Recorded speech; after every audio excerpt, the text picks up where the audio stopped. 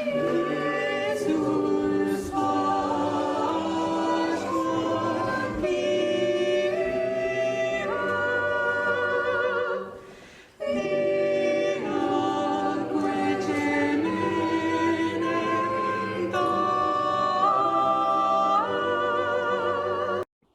we're recording. Okay, Professor Goodman.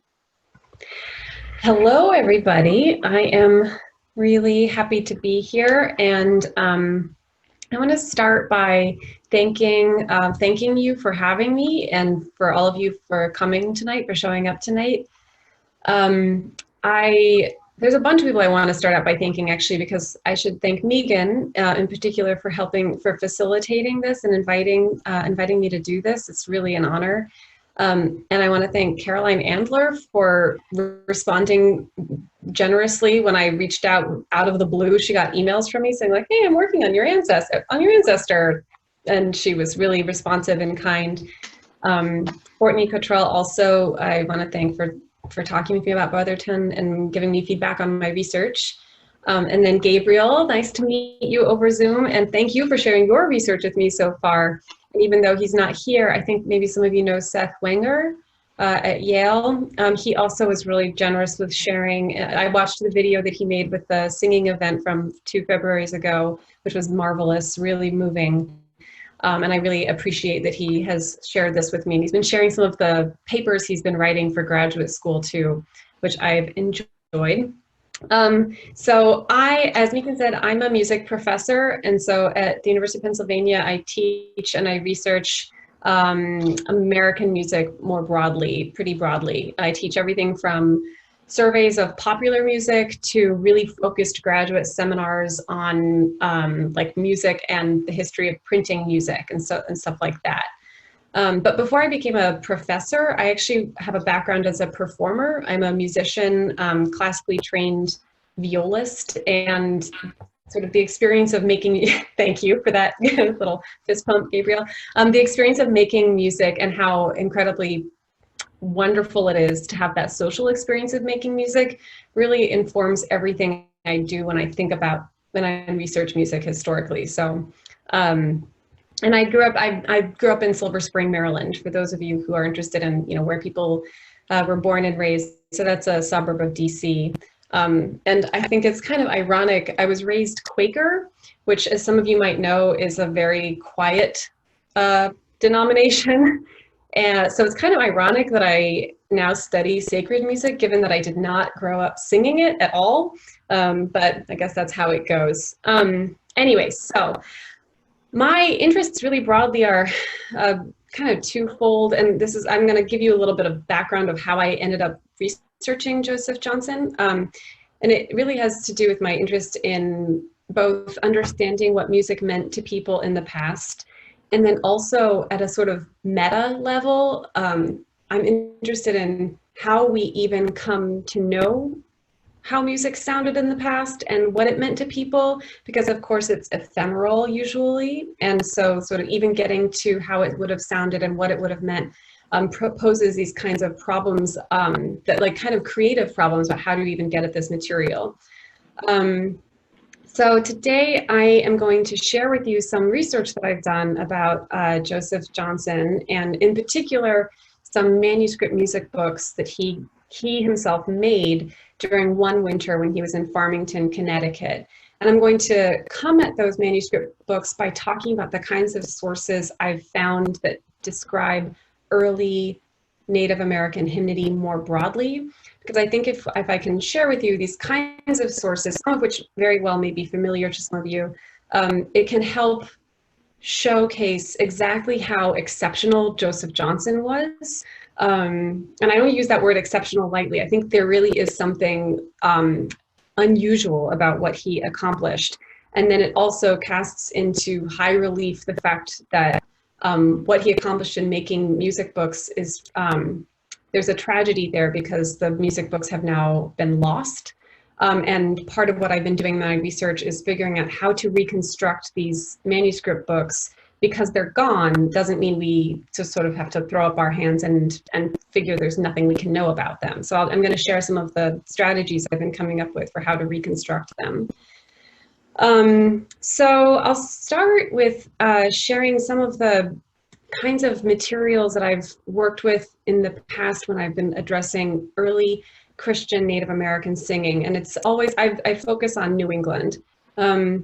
And one of the things I've looked at are early descriptions from English colonists where they describe Native American hymnody. So these are sources that are often kind of biased or quite biased because they reflect an English cultural sensibility, and often they had no capacity to understand Native, like Algonquian Indian musical aesthetics and values. So they were applying their English values to it, but still the sources can be kind of interesting. So I have a couple of examples that I thought I would just share with you. I'm reading from my screen here. There's some descriptions from the mid 17th century, so from the 1650s, when ministers and the governor from Boston went to visit a very newly established Native American Christian community, maybe just inland from Boston a little bit. And they hear these, they're primarily Nipmuc Indians singing Christian sacred music, and these Puritan men are really overcome with the experience of getting to hear this. It's completely shocking. So one of them, a minister named John Wilson, says that he was amazed by the, quote, great devotion, gravity, decency, readiness, and affection that he heard with this psalm singing. And the governor was there, the Massachusetts governor was there too, and he said that even though he couldn't understand it because they were singing in the Massachusetts dialect, he said that what he heard was, quote, with such reverence, zeal, good affection, and distinct utterance that I could not but admire it. And he continues to say, to speak truly, I could hardly refrain from tears for the very joy to see their diligent attention. So he's painting this picture of being profoundly moved by hearing this native Christian psalmody that's singing psalms. But we might have some reason to doubt the sincerity of these men. These kinds of sources that come from English colonists are a little bit dicey because they're always writing for a particular audience that they have in mind. So they might be sort of spinning their narrative a little bit. And in this case, the audience was their funders, the people who gave them money in England. So maybe they're kind of trying to sell this experience a little bit. And also, no matter what their intentions were, it doesn't really tell us anything about how it sounded. So if you're interested in the history of music and how it sounded, this mostly tells you about how these Puritan men felt. So it's not particularly useful in that regard. And so similar sources like this appear for 100 years later with the Brothertown ancestors who migrated before they migrated to Oneida. And I think this is like a really interesting point that you continue to get these descriptions of Native American Christians singing from roughly the same geographic area that continue to be very vague. But now what's really cool is that you start getting those descriptions from people like Sansom Occam. So it's no longer from just from English people observing Native American singing, it's from people like Occam, who himself gets to describe the singing experience, which is really cool. So Occam, as some of you probably know, if you're familiar with anything like his diary, he describes singing hymns just constantly. It seems like every time he shows up somewhere, he's like, and we sang hymns, which is marvelous, right? It's clearly a really important part of how he maintained a sense of fellowship everywhere he went, because of course he was traveling so much. But the person I've been researching, Joseph Johnson, also mentions hymns in his diary, and that's what I'm gonna zero in on. So if we think about this in terms of how special it is that we have these sources from Native Americans and not just from English colonists, because it's kind of unusual, and then to zero in even more on Johnson, we can see some pretty remarkable things. So I've been digging into, and I should say, please interrupt me at any point if you have questions about what I'm saying, or thoughts you want to share. So I've been digging into this one winter that Johnson spent in Farmington, Connecticut. Maybe this is familiar to some of you. He spent the winter of 1772 to 1773 in Farmington. This is beautiful town about 30 miles west of Hartford. I actually just drove through there coincidentally. It was my first time actually being in Farmington. And it's in this, it's in a river valley. The land is known as Tungus Seepus, or named for the bend in the river that sort of holds the town. And the Tungus Indians, of course, are the original sort of caretakers of the land. So it's this beautiful, fertile river valley to which English colonists began to arrive in the 1640s. And in the next century, Native Americans, from Quinnipiac and Wangunk tribes also began to arrive. So by the time Johnson gets there, it's this multi-tribal Native community, and they're Christian. They've converted to Christianity. While they are there, while Johnson is there, he documents this very robust, regular hymn singing practice, in which he arrives in November, and within a week he's like, oh, I'm going to set up a weekly or bi-weekly, so twice a week, singing evening for the Native community. And it starts happening in the houses of some of his Tungus hosts, Tungus and Quinnipiac hosts, so like Samuel Adams, who's Quinnipiac, and Thomas Ockeram. They begin to just have the community over on Friday and Tuesday evenings for group hymn singing. And again, there's no description of exactly what this entails, although I have some hypotheses that I'm happy to share. But it clearly was a very beloved practice. And then of course they also gathered on Sundays to sing at Sabbath worship. And I've thought a little bit about what this might have sounded like, because Johnson in his diary, he describes that it's happening, but he doesn't say how it sounded. But I've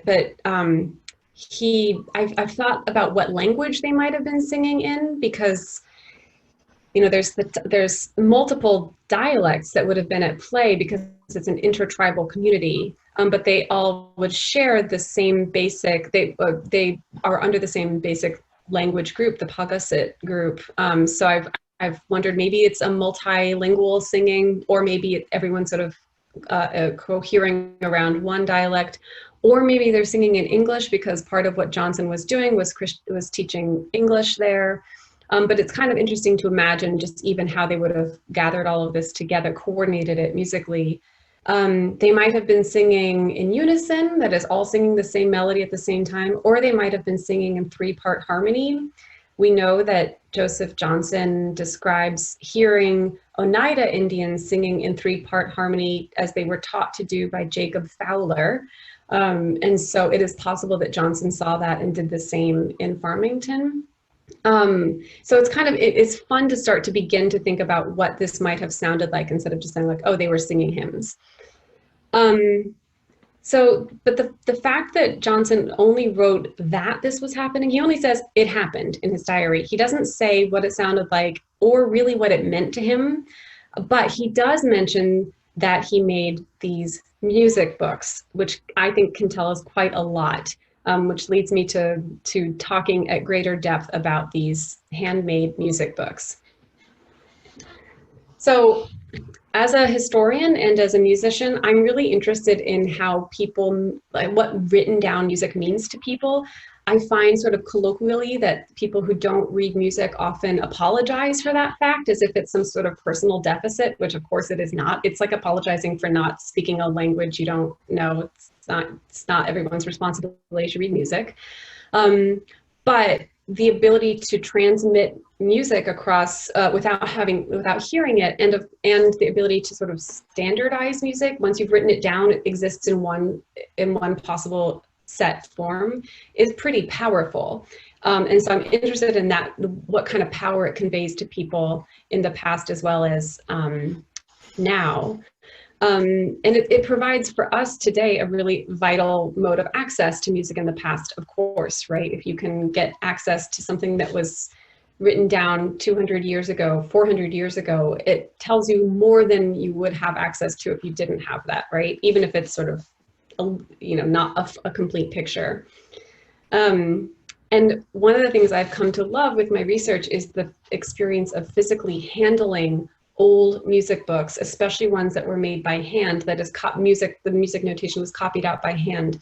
When you can see them, and they are everywhere, I guarantee that if you go to your local, I can't guarantee this, but I would wager that if you go to your local historical society, like for me, that's the Pennsylvania Historical Society, they very well might have some 18th century little book where some anonymous person in the past took the time to copy out hymns or songs. It was an incredibly ubiquitous practice in the 18th century, which is kind of amazing because it's a very labor-intensive practice.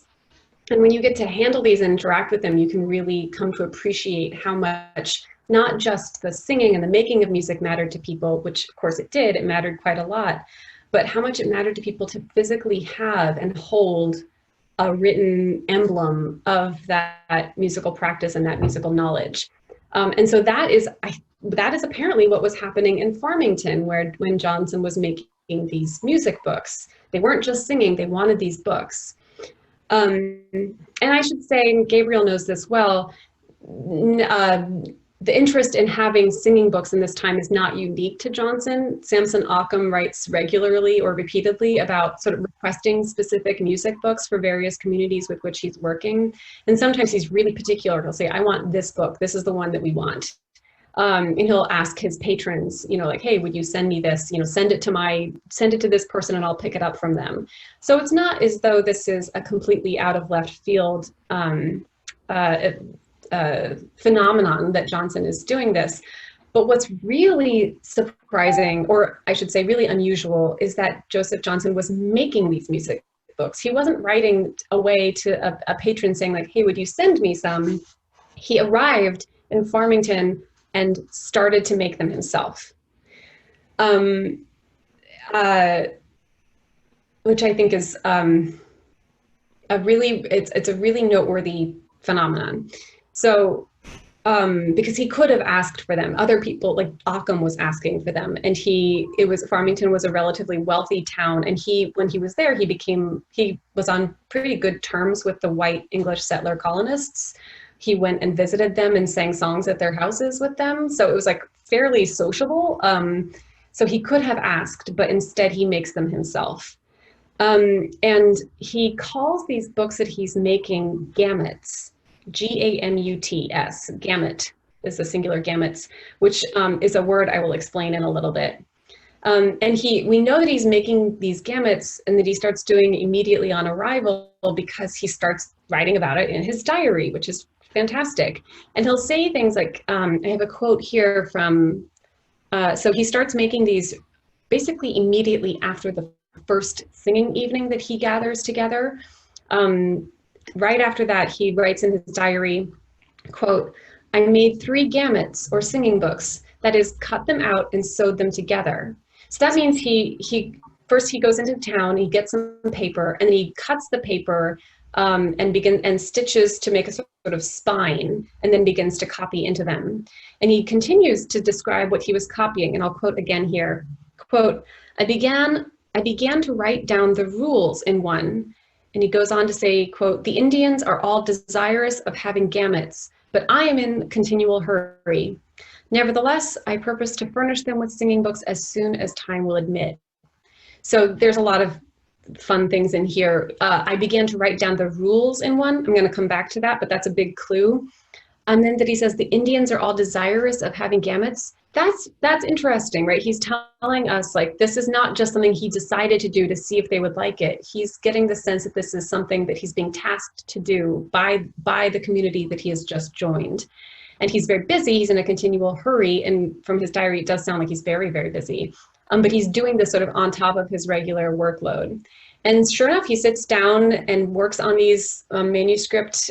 And I keep saying manuscript music books because manuscript is hand copied or handwritten, and then they are books of music, so hence the term manuscript music books. He works on them basically every day for 2 weeks, and he often rises early in the morning in order to do this work. And he finishes the first book after about a week, and then he finishes the next book a couple days later, and he starts this pattern of finishing these books and then giving them away. And he doesn't just give them to anybody, he gives them to the prominent hosts that he's been living with and sort of working with in Farmington, starting with Samuel Adams, who also hosts the singing evenings, and with whom Johnson lived for a short period. He gives one to Hannah Robbins, another of the Native community at Farmington, with whom Johnson lodged for a while. So he makes these books and he sort of presents them to his hosts. And he continues doing that for about a month. He injures his leg, and so it sort of slows him down. But he continues doing that. And by the time he leaves Farmington to begin rallying support for the migration to Brothertown, he leaves in February to start doing that work. He has copied out 8 of these books, which is a lot of work. Okay, so I've already told you that these books don't exist anymore, but there is a really long and rich history of this kind of practice of copying out books by hand in a sort of amateur fashion. So he's not being paid to do this. It's not his job. It's maybe kind of part of his mission to do it, but it's not expected that he does this. And this is really common in the 18th century. When doing research for my previous, a book that I just finished, I looked at like over 100 of these kinds of hand-copied music books from 18th century New England. So they are ubiquitous. They're full of hymns or full of popular music of the 18th century, which is nothing like popular music of today. And I've thought a lot about why people do this. Like why would people write out music by hand like this? Because it's a really time-consuming process. And especially because this is a period in which there is printed music. And in New England, there's a huge industry of printed music. But printed music was kind of expensive. To buy just a piece of sheet music, so one piece, was 25 cents. And I don't know the rate of like how that translates to today, but it's expensive. It was something that only more elite people could have access to. So it was useful if you could copy out music for yourself, if you wanted to be able to sort of have it at home. It was also nice because you could share it with friends. Sometimes these books would sort of circulate among social groups, so it's very sociable. And then there's a sort of cultural cachet to being able to do this, because while alphabetic literacy, that is the ability to read and write in a language, that was very high at least among white English settler colonists of this period. Almost all men and a lot of the women in New England could read and write. But being able to read and write music is a more specialized ability. And so this sort of to be able to show off one's book is, I guess, a kind of a move that one could make to sort of highlight one's education. If they're hymns, it would be a way to say, like, look how pious I am. I even copied out my hymns.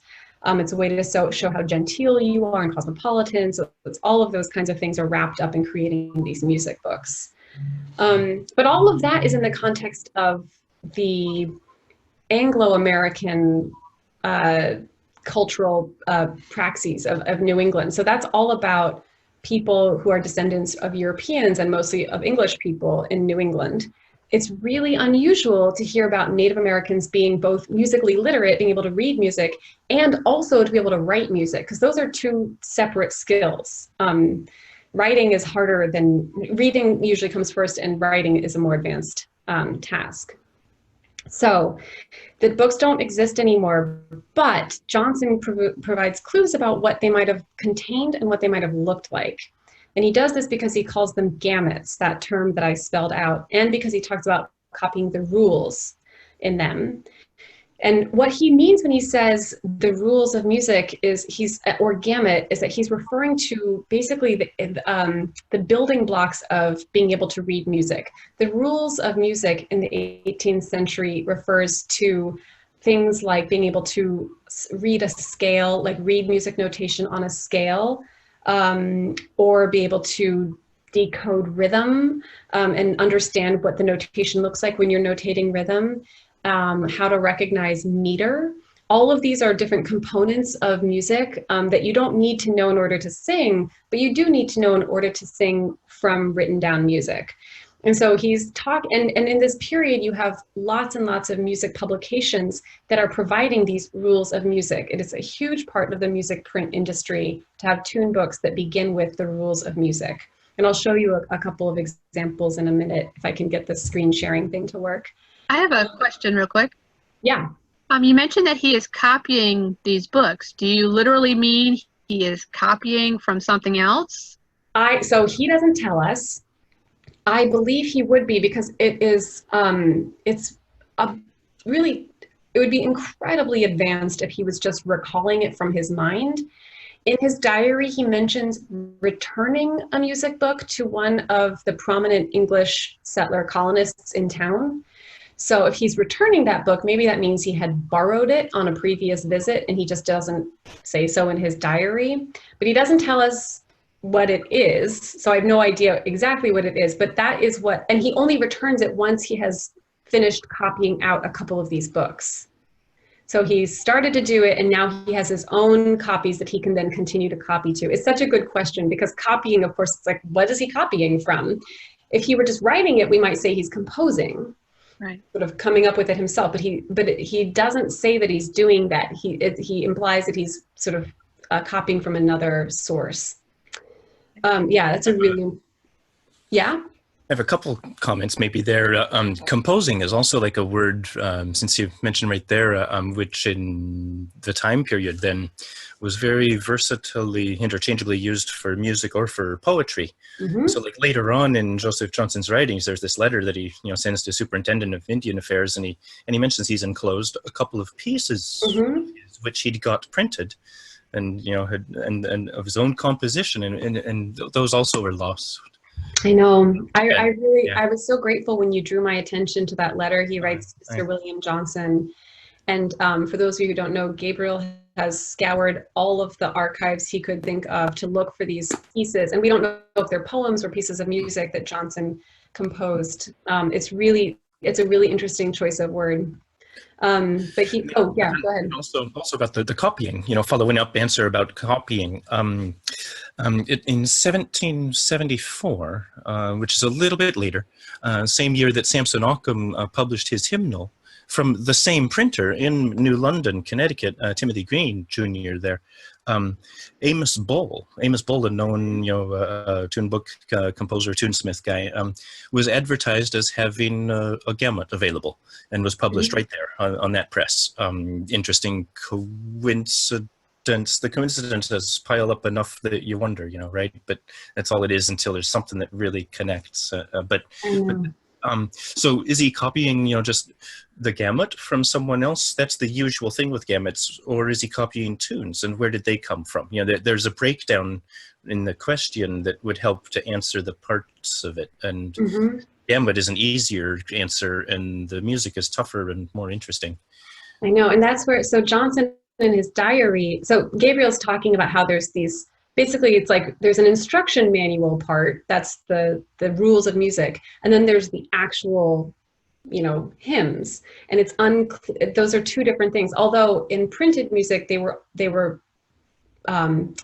together. So if you bought a printed hymn book or tune book, chances are it would start with the rules of music and then give you the hymns. And the conceit is that ostensibly someone should be able to buy this not knowing how to read music, teach themselves how to read music, and then sing, which for anyone who's ever, it's like, that would be you'd be brilliant if you were able to do that. I've looked at these and I thought, could I learn how to read music from this? And the answer is absolutely not. It's very confusing.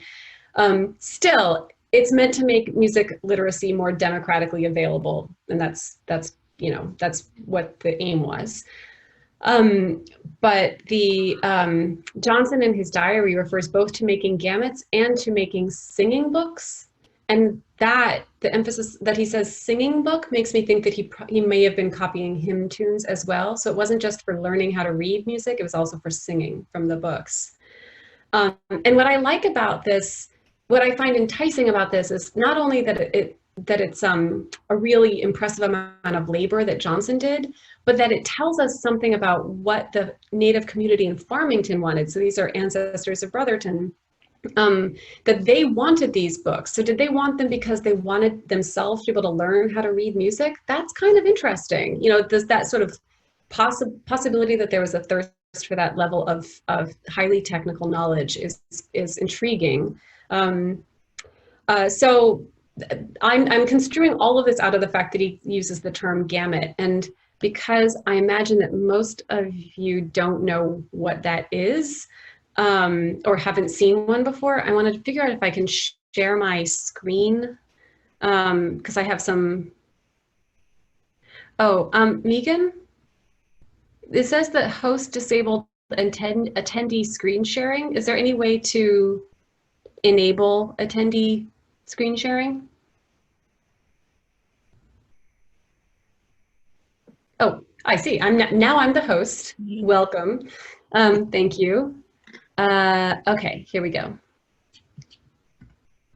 So can you see this? It says Glenda Goodman lecture. Yes. Great. All right. So here's an example of a gamut. Just take that in for a minute. This was published at the beginning of a well-known Philadelphia ecumenical tune book. So this was not meant for any particular denomination, made by James Lyon, called Urania. And this is the chart that comes at the beginning of the book. It's quite lovely with all that filigree at the side. And this is a version of a gamut that I'll walk you through it just briefly. We don't need to belabor the point, but the idea is that this is a technical chart meant to explain the different elements of music. So on the left-hand column with the alphabet, you have the alphabet of note names. You have then immediately to the right, you have the different clefs. So that gives like basically a vocal range. And then you start having the fa, sol, la. You might recognize those. Those sound like, those are shape note syllables, right? Yeah. So this is before shape note. Like all of this is before shape note.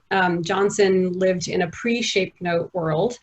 But this is a way by lining up, let's see, by lining up the letter with the solfege syllable, and then in the different keys, so this is in B, E, A, you should be able to match, basically memorize and match, like, okay, so if we're in A major, then, you know, what is a in, or what is this note in A major? Oh, sorry, in A major. And you're supposed to be able to like memorize all of this.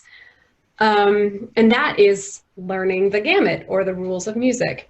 And if you're thinking that sounds really difficult, then you're right. It would be really difficult. This is not a way to learn how to read music. Here's another one that's a little bit more user-friendly from later in the 18th century. Andrew Law, also of Connecticut, published many tune books. And he does this handy thing where he puts the note names on the staff. And he has other things here, like he has different meters here, and he shows you what they look like in music. He talks about sharp keys and flat keys, and he has a bunch of information, more information about meters. And what we see is that these kinds of gamuts or rules of music are ubiquitous in these early tune books. So that's what I suspect is something like what Johnson was copying.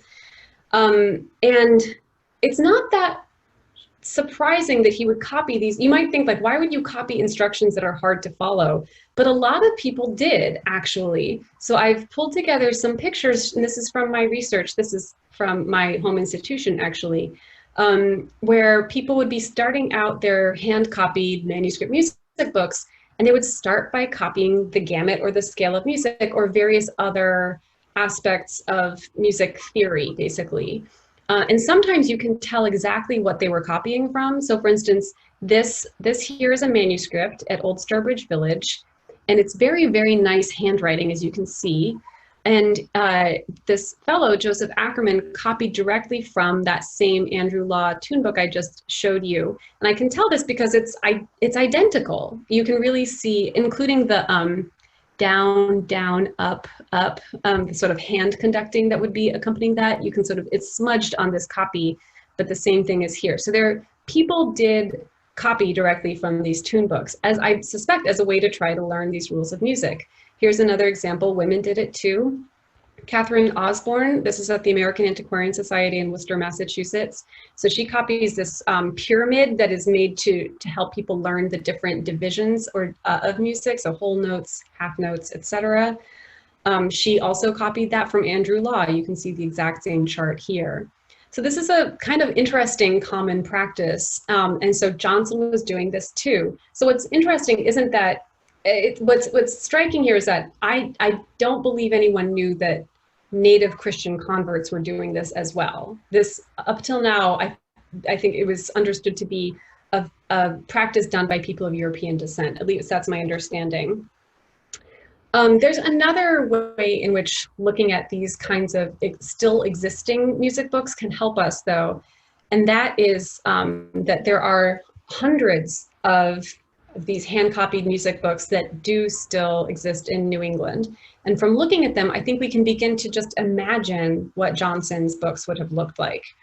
So here's one, and I like this because, you know, Johnson describes cutting the books and sewing them by hand. And you can see here the hand sewing of this. This one is in Litchfield, Connecticut. And you can get a sense of how, like, you can imagine how this would get lost. It's quite fragile. Here's another one. These books are usually oblong. I'm showing you oblong ones because those were that's the format or the shape that sacred books usually were. And an oblong book is nice because you can lay it open and multiple people can crowd around and look at it. So it's a really sociable book format. Here's one. I wanted to give a sense of how marvelous these manuscript books can be because they're personal. Who knows, maybe Johnson inscribed the books he was making for each person he was giving them to. I like this one because it has these doodles. There are doodles everywhere in these manuscript music books, and some of them are really funny. So I wanted to share these with you just to sort of plant the idea that maybe even though these books are no longer available, Johnson's books are no longer available for us to look at least not as far as I know, right? Maybe they are somewhere, but how would we ever figure that out? I wanted to share them with you to sort of help us imagine what it would be like to reconstruct these really precious, very fragile and vulnerable materials that have since been lost, but still, I think, have a lot to say about the cultural heritage that Johnson brings to Brothertown.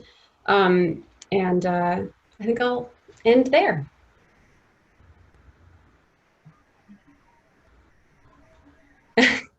Anybody have any questions? I'm also happy to share that PDF as a PDF, all those pictures. And I also created a sort of resource, a page where I give resources for everything I just showed. But I would love any questions or even just thoughts about what this makes you think about. I know that there's a lot of interest in shape note, and I wonder how this resonates with the shape note work you all have been doing.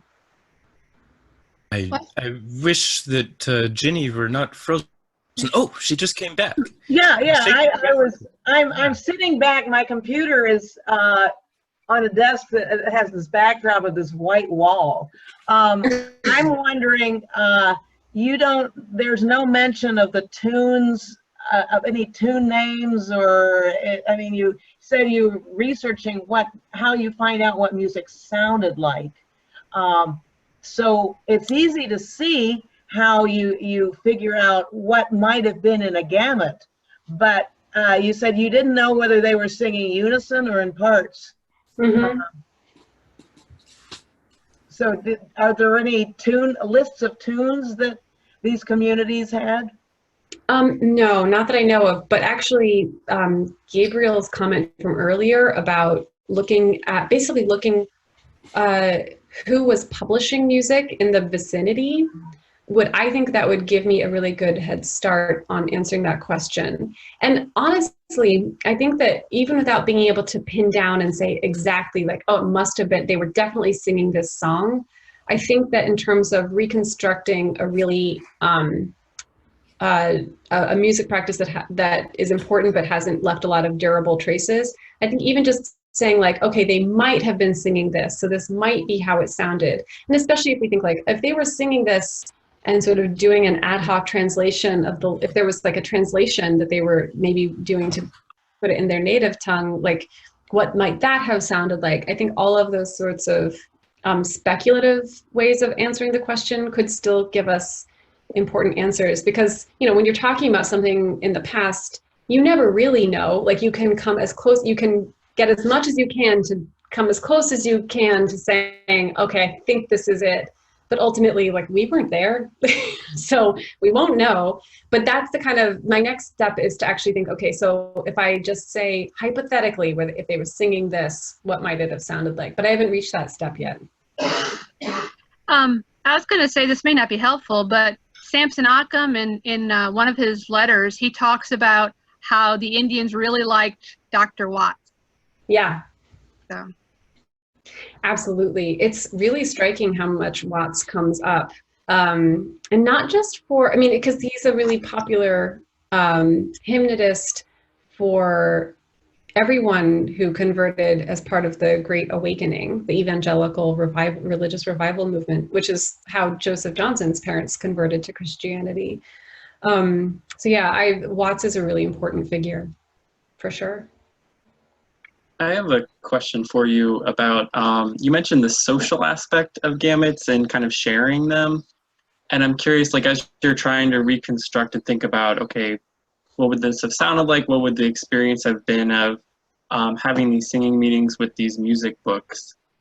How would that have been different from having printed books? Like, is the social experience different with these sort of handcrafted gametes that are, you know, more unique? You don't, you know, not every person is given a carbon copy of like a printed book. And if you've thought at all about kind of like how that impacts the way that the communal aspect of what was going on at Farmington. Yeah, that's a great question. There's some feedback. Does anyone else hear that? Okay, rectified. So with the way that the uniqueness of these handmade music books would have impacted the social aspect, I think there's a couple of things. One is that in the manuscript books that I have looked at, so obviously not from Farmington, not from Johnson, sometimes there will be these sort of notes to loved ones in them, where they'll say like, oh, I copied this for my daughter, or I copied this for my mother. So there is like direct, you know, pointing fingers being like, look, it's sociable. It's like, it's showing how intimate these books could be, which you could get, you know, you could say, I give this printed book to my mother, but there's something different when you've taken the time and labor to copy it out by hand. So there's like direct evidence like that. And then, but I've actually been thinking about this actually in terms, I spent some time thinking about what cultural practices and philosophies the Native community in Farmington would have been accustomed to from their ancestors, that they might have brought to bear when they're working with these and like seeing these manuscript books. And actually, I've been thinking about this in terms of wampum, the strings and belts of shell beads that, of course, are a form of communication, also a form of reciprocal alliance making and agreement, a form of mapping and speaking and bearing witness to community, intra and intra-community tribes, connections. So that is how I've been thinking about it, because wampum is, in my completely amateur, so I'm just drawing on scholars' work like Lisa Brooks and Marge Bruchac, who've written about wampum extensively.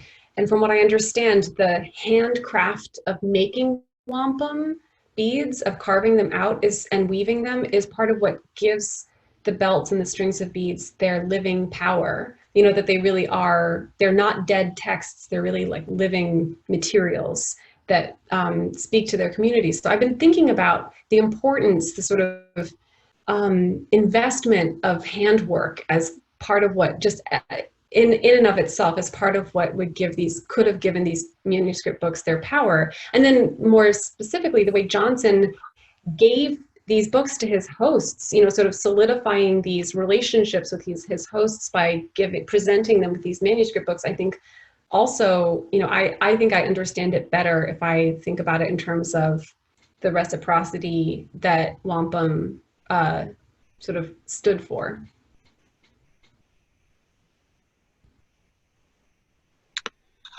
Do you have any insight as to why Johnson chose or ended up in Farmington at the time that he did? Yeah, he writes about it, and Laura Murray, who put together the edited volume of Johnson's letters and diaries, she writes about this as well. He had, Johnson is interesting because he goes away to school really young and then becomes a missionary in Oneida very young, in his teens, and has a really negative, it sounds like a fairly negative experience. A lot of his students were older than him. He couldn't really control them or get them to do what he thought they were supposed to be doing. He was accused of backsliding by Samuel Kirkland, his sort of white superior, the person he was answerable to.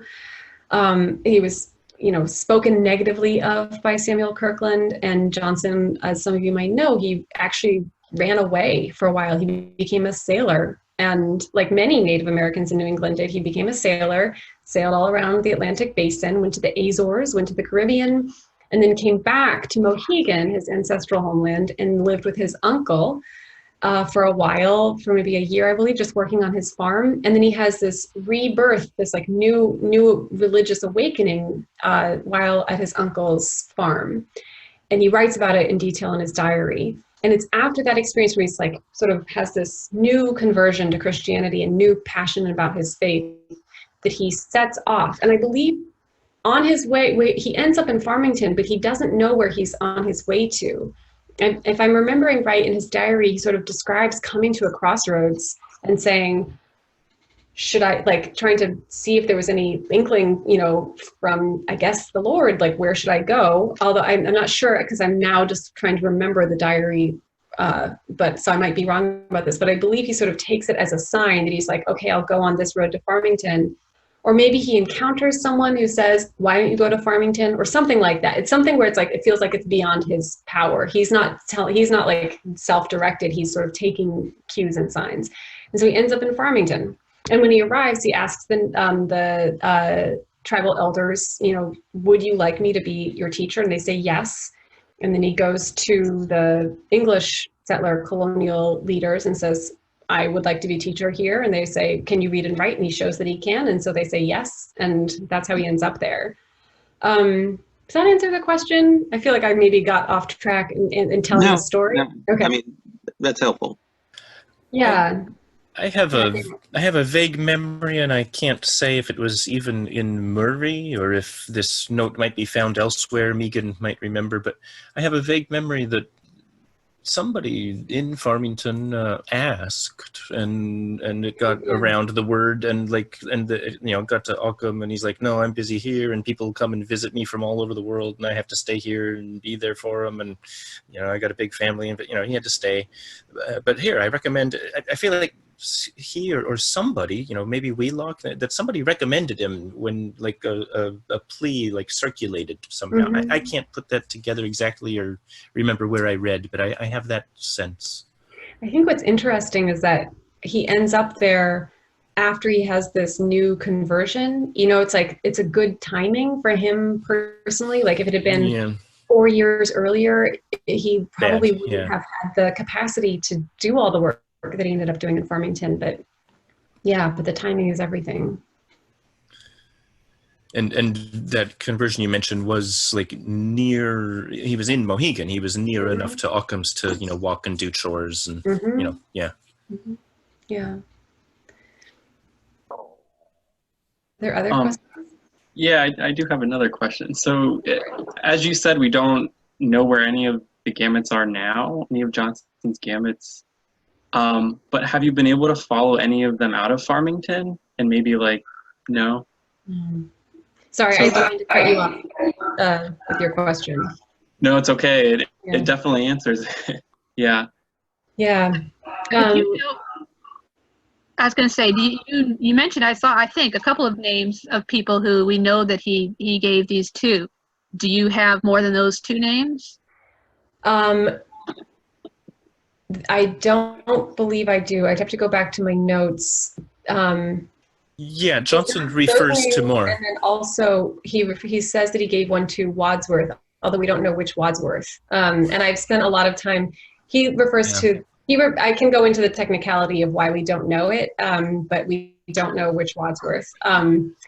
So he refers to that as well. And it would be really interesting to try to follow Hannah Robbins, for example, to see, you know, where she ends up. And that's something I haven't done yet, but I think that'd be a really good path to pursue. Yeah, because go ahead, Gabriel.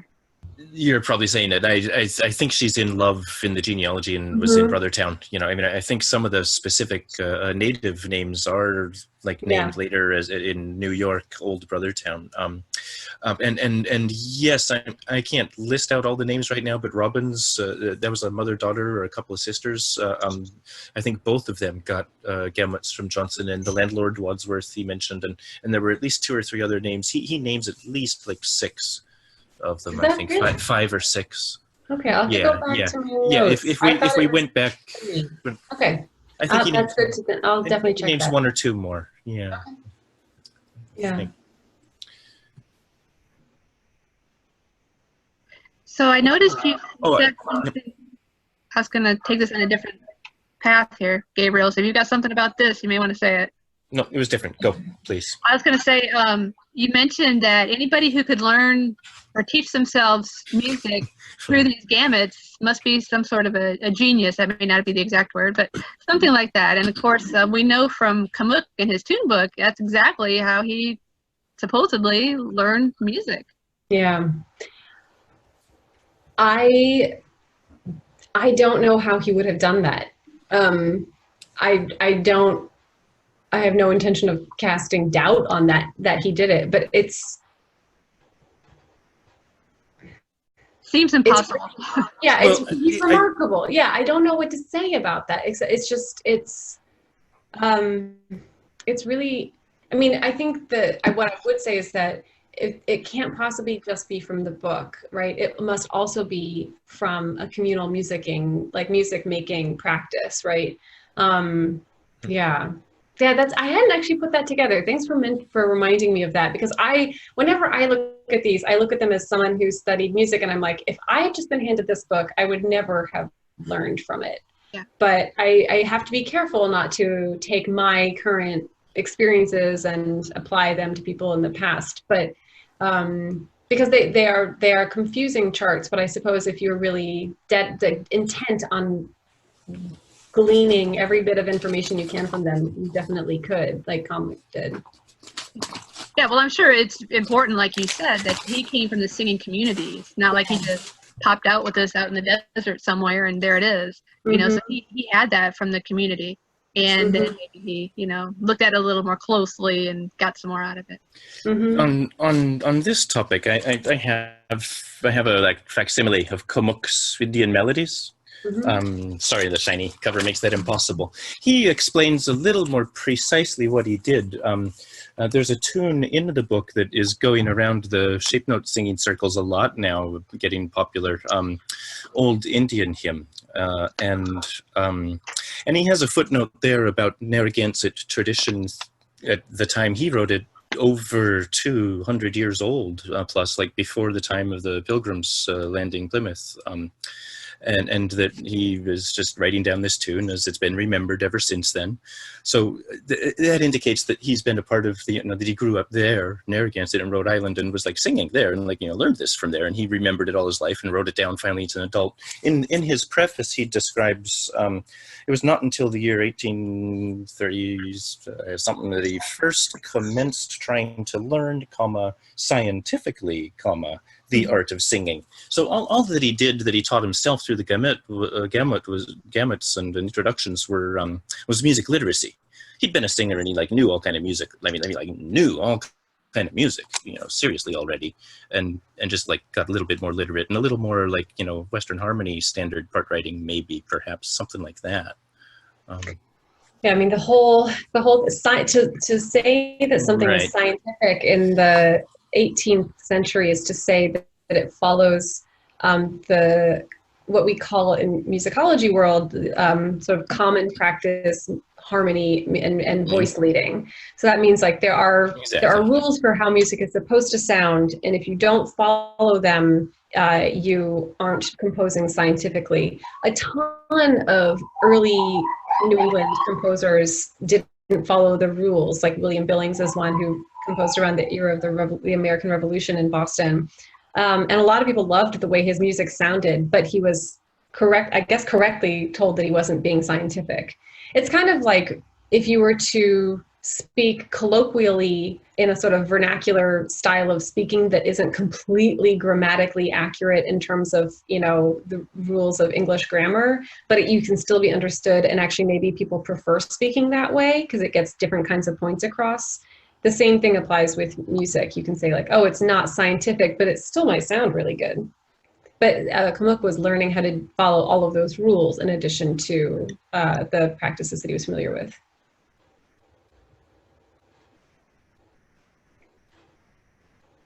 I have a couple previous. That's noise from my end, huh? I have a couple previous details I can tie together a touch, or maybe ask something about. I noticed Jenny. I know in uncanny number of different ways, but mostly lately through Sacred Harp, shape note singing networks, and we bump into each other there sometimes. And it's interesting that a social singer like herself would, when questions come, immediately ask about tune names. Tell me about the tune names. What's the list of tune names? And that's one of the answers to how are these manuscripts that are being made ubiquitously, how are they useful for social singers? You don't copy entire books, you copy tunes, individual tunes, popular tunes that travel well. And that's what the singer asks for. What's your list? Then I can get those tunes, I can travel, I can come sing with you, right? Like that, this is what people are doing. They're just choosing popular tunes. And you mentioned the revolutionary time, you know, William Billings being all popular, but also revolutionary era and for some years after getting going again, there was vast demand for every bit of metal that could have been a piece of printing plate or type, and for, you know, the resources of the skilled workers, and for just everything, paper, for, I mean, just everything into the war efforts and just running things. And so printing went into the war, and therefore manuscript writing went way up, and that lasted for a long time. And there's articles about that, and it impacts all of this in exactly the important timing era, and then there's rebound from that goes on for decades. Also kind of important in all these trends that are intersecting so complexly here. It's just, you know, cool, complicated stuff. Thanks for sharing that. Anybody else? No? Well, thank you so much, Professor Goodman, for speaking with us. My pleasure. Thank you for coming and spending some of your Sunday with me and listening to me share my research. I'm happy if anyone wants to get in touch. I guess, Megan, you have my contact information. Please feel free to share it broadly.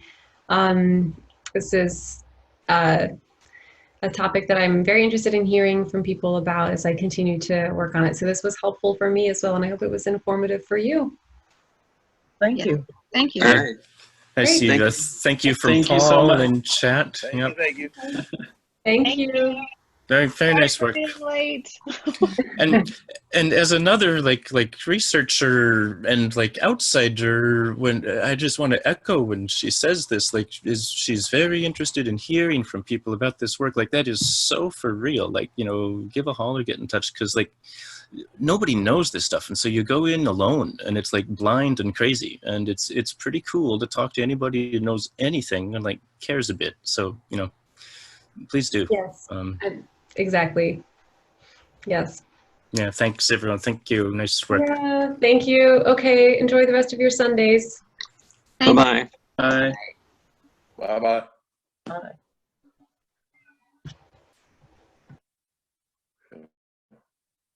That There we go. She was the host for a while and I couldn't turn off the recording.